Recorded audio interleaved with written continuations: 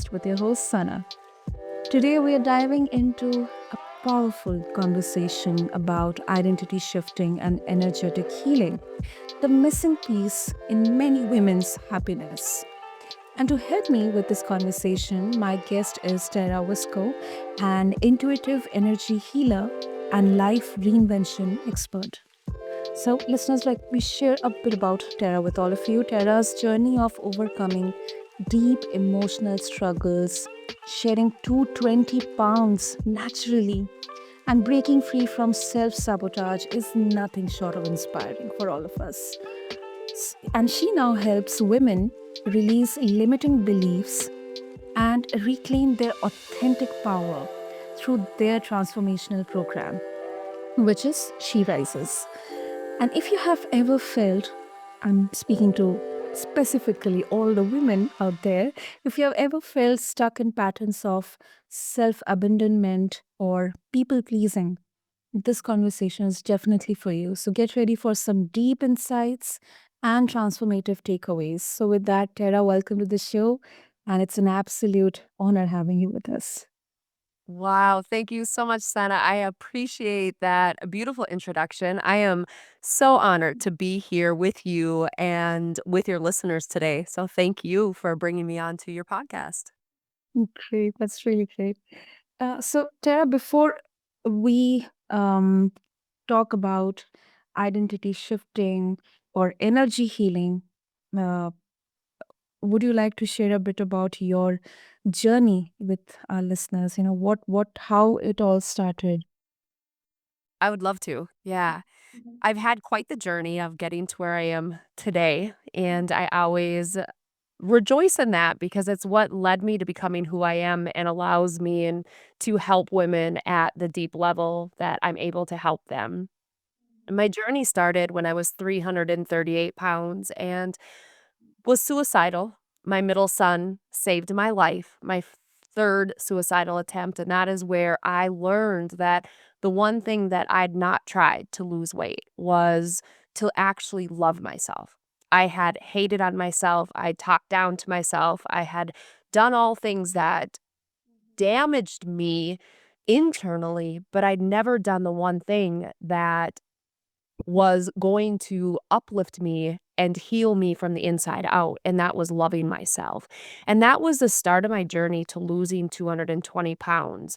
That's where I began to learn what it meant to go through personal growth and personal development and learn to go inward and love yourself where you're at and love who you see in the mirror, regardless of whether it's the body you want to see looking back at you. It was going in and connecting with the woman who I was internally and coming to understand who she was. What I didn't know is that that journey, that start of that journey was going to lead me through many years of deep personal growth that would lead me to becoming who I am today.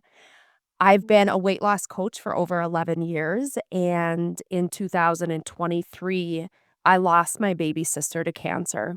She was 39 years old, and 6 months after diagnosis, she was gone.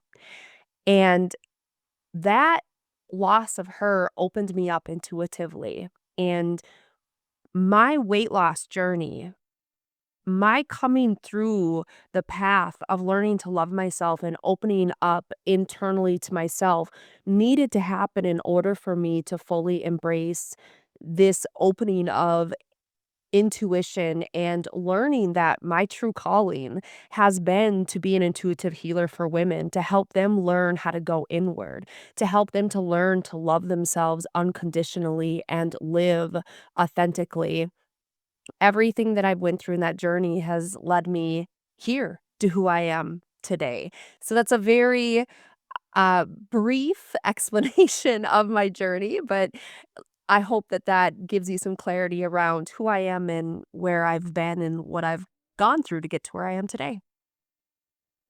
I love that because uh, it's such a deep reflection of the fact that so many of us we try to change our circumstances without realizing that our identity plays a huge role in our experience.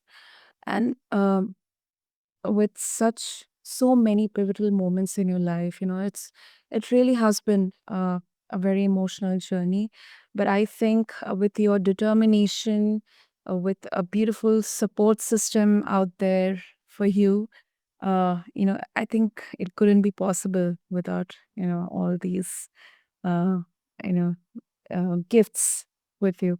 So thank you for sharing your journey with us. I think vulnerability is definitely one of the biggest um, strength anyone can, because it's not easy to share your darkest moments or deepest moments, your weaknesses, publicly. So thank you for that. You're welcome. Thank you for asking. Okay, now talking about you know the cycle of abandonment and people pleasing.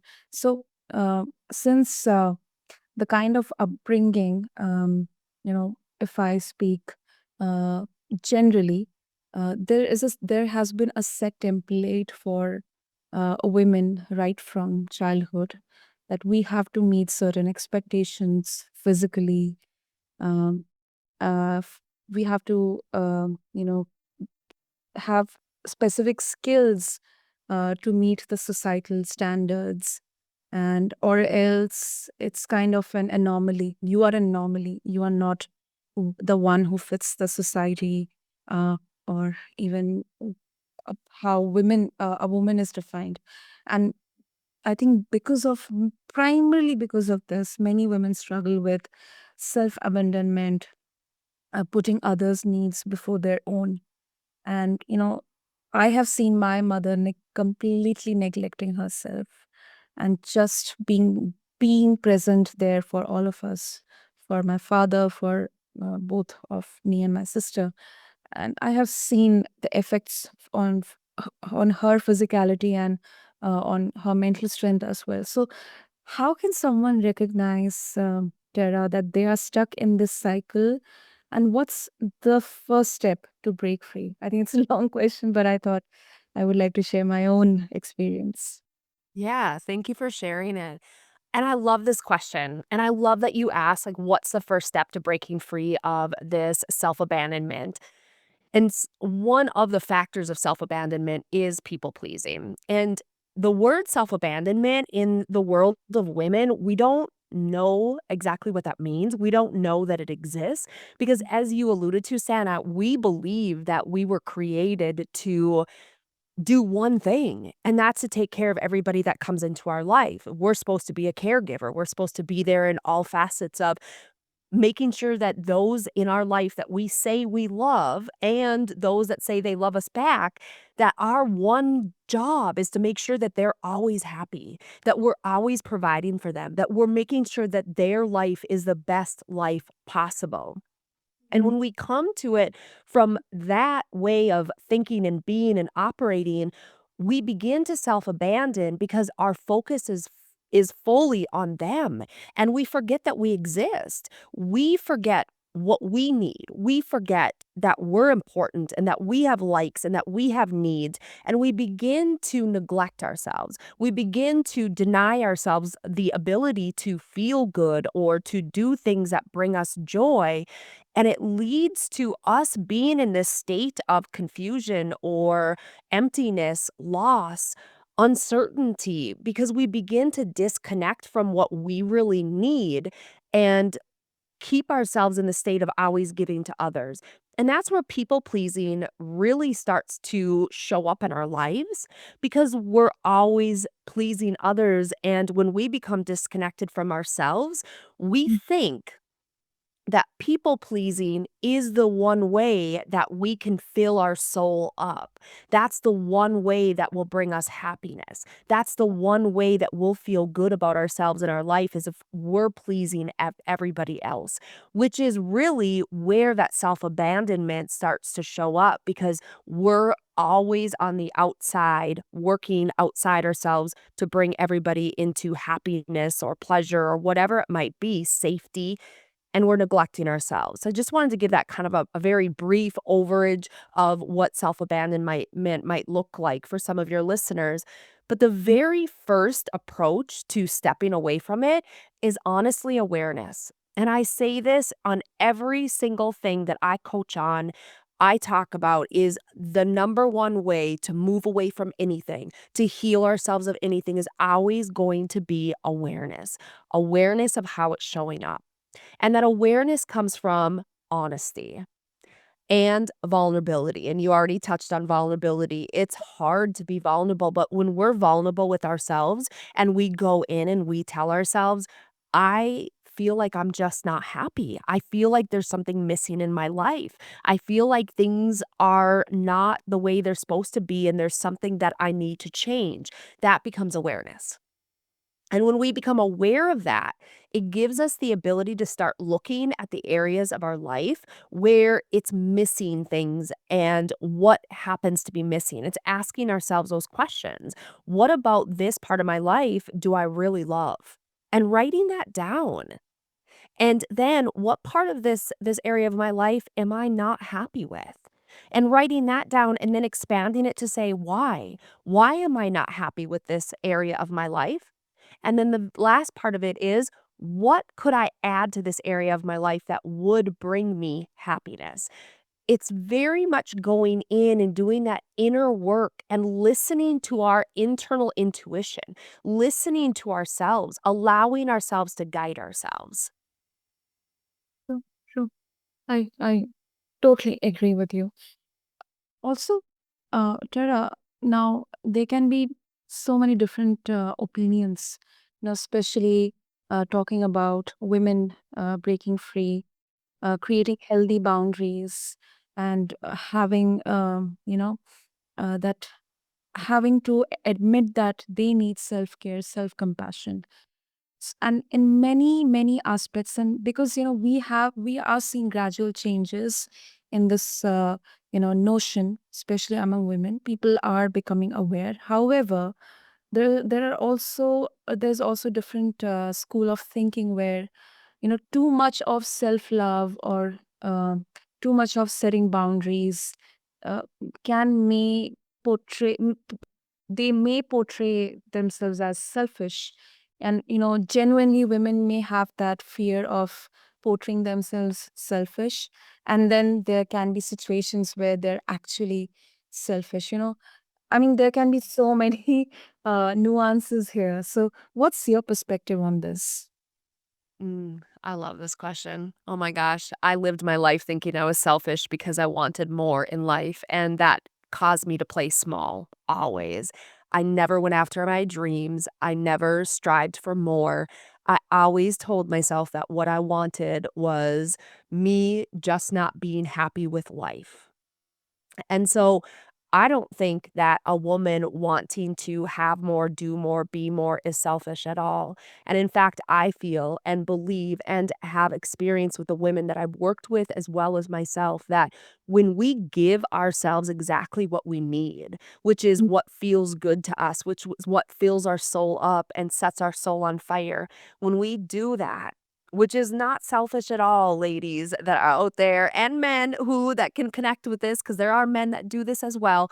It is never selfish when you give and do for yourself that makes you feel exactly the way that you want to feel. And when you do this for yourself, you begin to build yourself up and create that confidence and create that love and create that essence of worth. And it brings so much more into your relationships. It brings you into a state of true authenticity when you are allowing yourself to be open to giving yourself what you need, doing for yourself what you truly know you need to have done for yourself. That authentic way of being creates relationships that are healthy, creates relationships that are safe, creates relationships that are a strong foundation that allow both of you or all of you in that relationship to move forward in a healthy fashion. And that brings so much happiness and joy and again, safety into the world. And it benefits all that are involved in the relationships that you are in when you choose to show up for yourself in the way that's important for you. Totally, totally. Couldn't agree more with you, Tara. Okay, now talking about energy healing, your work focuses on energy healing. So, um, can you explain how trapped emotions and limiting beliefs, how they can physically manifest in the body, and how releasing them can lead to transformation? Absolutely. So think of your energy field like your home. What happens is over time, it collects different types of energy that don't belong to you. One is discardant energy, and it's like having static on a radio. It disrupts your natural frequency and makes it hard to connect with your true self. And this can come from trauma, it can come from stress, it can come from difficult experiences. We also have what's called stagnant energy, and this is like having heavy air in the room that hasn't been open for months. It's old emotions, it's beliefs, it's patterns that are stuck, and it's blocking new energy from flowing into you. Imprints are a third type of energy that we can take on, and these are like emotional fingerprints left on your energy field from significant relationships or experiences. These can also be passed down to you from past lifetimes, generations, and these can affect continuously your choices and patterns until they're cleared. And then the last energy that I find that is a common one, more common than we would think of, is called foreign energies. And these are like having people's belongings that are scattered throughout your home as we take them on. It could also be medications that we take on, it could be radiation, it could be fluoride. These foreign energies can come on in that way. Now, most often, these energies are coming into us because we're empaths. Most of the world has some sort of empathic ways about them. And I find that women tend to be more empathetic than men are. And that's why I find more women tend to be blocked by energy that does not belong to them. And when we take this energy on, it starts to absorb into our body. And what I like to look at it as is it's identities that we're living behind that don't belong to us. It's like all these different masks. And sometimes women will come to me and say, I I'm confused about who I am. One day I think this is who I am, but the next day I think this is who I am, but then when I'm with this person, I feel like I'm like her, but then I don't feel like her when I'm with this person.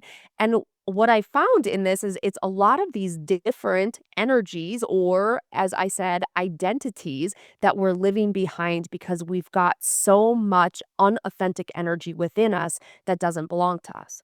Now, the other trick of the trade with energy work is that we give our energy away. When we're with people, when we spend time with people, people are open to our energy. People who are needing to feel better about themselves or are having a tough day, they're looking for somebody to help build them up. And we as women, we are givers, we are lovers, we are take carer. We are all about making people feel better about themselves. And so we naturally will give them a piece of our energy so that they feel better about themselves. And so when we come in and we start to heal ourselves, we go through energy healing, which is taking this discarnate energy, the stagnant energy, the imprints, as well as the foreign energy, and we begin to extract it out of the body. It's like taking a clogged pipe that does not drain the water. Okay. And right? And so when we drain it and Mm. we clear it, we've now opened ourselves up to have this free flow of ourselves, and it allows us, and as I talk about it, I just feel my body just flowing freely. It's like we can just be ourselves. Nobody's within us. Nothing's within us. Nothing's blocking us. We have clarity around our thoughts. We feel like what we want to say is truly what we want to say. We don't have to question whether we know enough, if we're good enough. All of it just naturally starts to flow for us because we've removed that energy from our inner being. Hmm. Wow, that was such a great explanation. Uh, Thank you. yeah. And I think that makes so much sense because people say they feel lighter after a deep emotional release. It's like some kind of heavy weight has been lifted off my shoulder. And Yes. that's really an out of world feeling, especially for a woman who has so much on her plate. And can I also share, I mean, if it's okay with you, share a story of a client uh, who experienced a profound shift through this work with you? Oh, I'd love to. And I do have permission to share this. This is a story that I do share frequently of a client who's given me permission to share.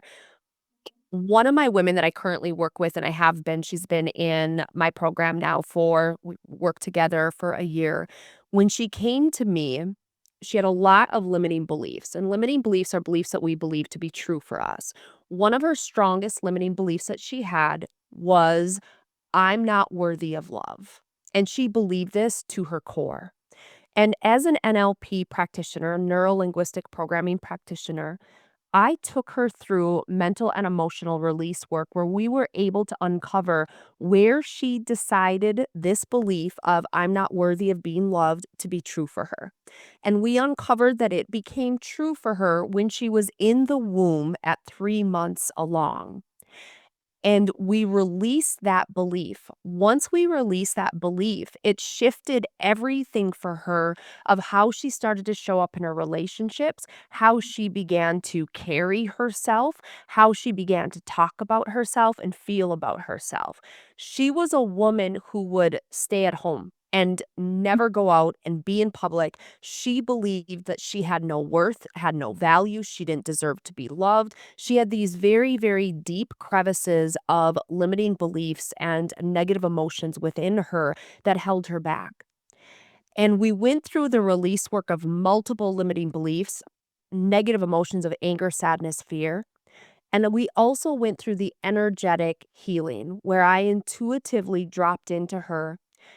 I've determined where we had energetic blocks and then went through the process of releasing. And I also connected her to intuitively past loved ones that were able to guide her on the path of moving through what she wanted to move through in this life struggle that she was in. And one of the things that was hardest for her was going out in the darkness, and she feared darkness, but she didn't understand why. Yeah. In our ability of working together, what we uncovered was that she actually had a really traumatic experience at the age of 5 years old in the dark, and again when she was 14 years old. And Okay. those 2 occurrences kept her from going out in the dark. And now this is a client who is 56 years old. And up until 8 months ago, she would not go outside in the dark without somebody being with her. She was haunted, she had deep fears of any bit of dark, whether it was in the house, whether it was outside. After the release work that we've done together, she has no fear at all. She has released that belief that something bad will happen to her in the dark. She walks every single morning at 6 o'clock in the morning and she's out in the dark. She's got a headlamp on her head. She's walking. She is embracing every single day. And she messages me so frequently saying, Tara, you gave me my life back. I have no fear. I'm out living life in to my fullest. And I know that I'm strong enough to handle whatever comes my way. And the belief of I am not worthy of love no longer exists within her. And it makes me so, so happy and so filled with joy to watch this woman love unconditionally, not just herself, but everybody in her life without fear that she's going to be rejected. She's healed relationships. She returned to her hometown where she experienced very, very difficult situations as a child, and she visited each of those locations, and her and I went through a healing session in every single one of those locations, and she has put that behind her, and she lives with open peace, absolutely unapologetically loving herself and in her truest, most authentic form every single day. It has been a transformation that I've been blessed to be on with her, and I am loving every single sec of it. Absolutely. That is That is extraordinary. Really, really extraordinary. Um, Thank you. and also talking about weight loss, as we spoke about, you shared about it in the initial conversation. So it's incredible. Your personal weight loss journey is incredible. Um, Thank you. just because of the physical transformation, I believe, but because of how deeply emotional and spiritual it was. So, what do most women get wrong when they approach weight loss? One point I can say that, they are very, very conscious about their body image, the external validation they'll get, and they can get fit into their favorite dress, or those dresses which they see, and they think, okay, well, I'm not fitting into this. What will others think about me? And then there's social media. So Mm. I would love to know your perspective. Yeah. So this is another just a passion and a love of mine that I've, like I said, been a coach for over 11 years and on my own journey for over 2 decades of weight loss. The number one thing that women make the mistake of when they approach weight loss is, and this surprises most women when I say this, they choose to lose weight for the wrong reasons. It's Mhm. not about them. It's not about what they want. It's not about how they want to feel. It's always about how will I fit in better with somebody else? How will people accept me more? How will people look at me and not judge me? And so they're doing it from the space of external validation rather than choosing to do this based on their why. So when women come to me wanting to lose weight and they opt into my program, Weight Loss Revolutionized, the number one thing that I ask of them when we get on our consult call is, what's your why for losing weight? And we go into 7 levels deep of breaking it all the way down into 7 levels deep of why. I want them so connected to that why that nothing and nobody is going to cause them to stop on themselves. And so that's the number one reason why women will stop their weight loss is they're not doing it for themselves. They're doing it for everybody else or some external factor. The next Right. thing that I find that typically ends up being the reason why weight loss is impossible is they don't eat enough food, which is also surprising for a lot of people. And I was someone that starvation, deprivation, I struggled with eating disorders, bulimia, as well as just anorexia, just the struggle, starving myself was a big, big struggle for me. And what I had to learn is that food is not the enemy. Food is not carbohydrates are not an enemy, fat is not an enemy. It's needed, it's survival. And when we're not giving our body enough food, it thinks that we're dying. And so it begins to store this food that we eat into our fat cells. And our body is very magnificent in its ability to create more storage pockets for more fat cells. Mm. It's not such a great thing, but it is a great thing. And so we actually end up storing fat in our bodies when we're not eating enough. So I use a term starving yourself fat. That's why we struggle to lose weight is we don't eat enough food. Or we're not eating enough carbohydrates, enough proteins, and enough fats in a healthy percentage. I always make sure that my women are set up on the percentage of proteins and carbohydrates and fats that are very, very healthy to them. And then the last thing that I'll say to this is that they're not following a plan or a program that's personalized to them. They're following what is called a cookie cutter program, where they're promised that it works for everybody. And there is no weight loss program that is going to work for every single person. The only weight loss program that's ever going to work for anybody is one that is based on their needs, their body, their lifestyle, their enjoyments, their likes. Everything has to be about them and their goals of what they're wanting and their why. True, true. Amazing, amazing. Explained in such an amazing way.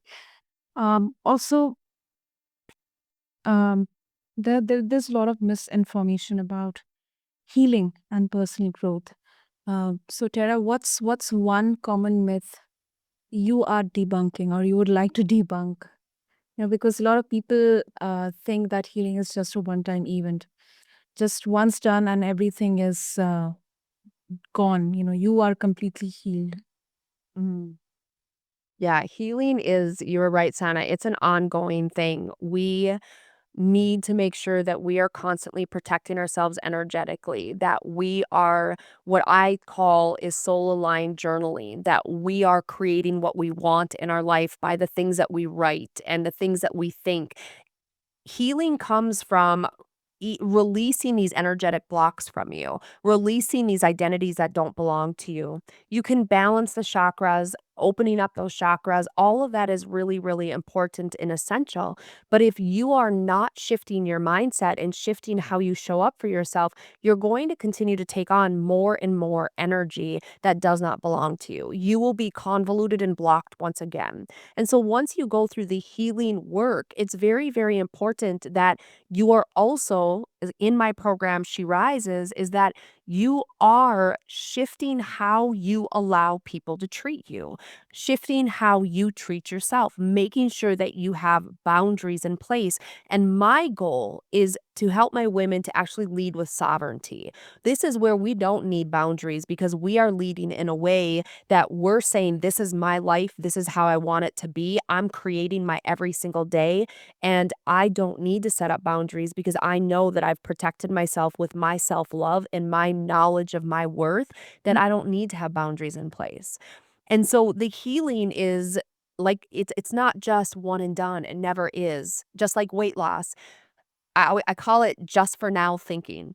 That's another mistake that we make, right? And this can be in the healing space, this can be in the weight loss space, is that if you come into it, I'm just going to follow this just for now, and then think that in 6 months, if you return back to your old way of living, that you're gonna continue to have the experiences that you created just for now. It doesn't happen. You have to make sure that you're continuing to show up in the way that is in an empowered state so that healing that you did stays healed. That weight loss that you lost continues to remain off, and you have that sustainable weight loss experience. Does that answer your question, Senna? Absolutely. Absolutely. Okay. Hey, hey, so before we wrap up, Tara, if our listeners would wish to connect with you and get access to your work, your resources, how they can do that? Yeah, absolutely. Thank you for asking that.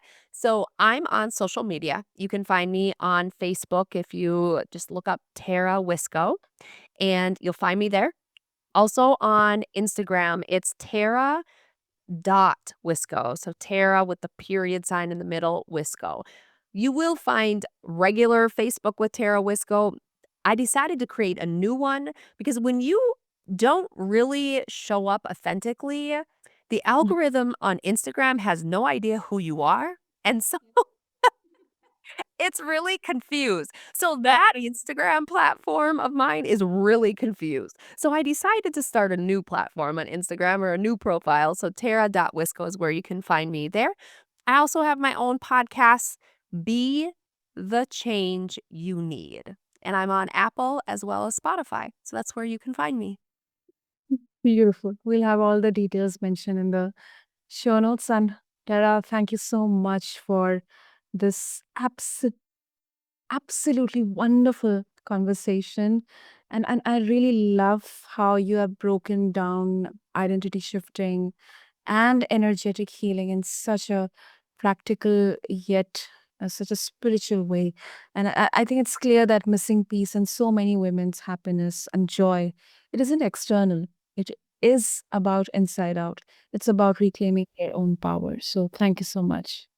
You're welcome. Thank you. Thank you for this conversation and just letting me spend time with an empowered woman that is making a shift in the world. I appreciate what you do, and I'm blessed to be able to be part of it.